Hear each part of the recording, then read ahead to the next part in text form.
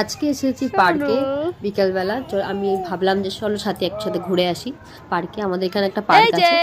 বাবু বসেছিল দোলনায়, তারপর ওখান থেকে নিয়ে এসে এই যে হাঁস, তারপরে হাতি, ঘোড়া সমস্ত কিছু রয়েছে, ওর মধ্যে বসিয়েছি।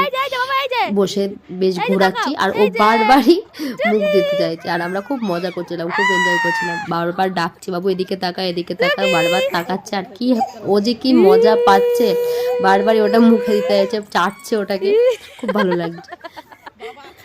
এই যে, আর ও যেখানে বসবে একদম সোজা করে ধরে থাকবে, আর ও প্রচণ্ড মজা পাচ্ছে। আর সাথী তো বারবারই হাসছে।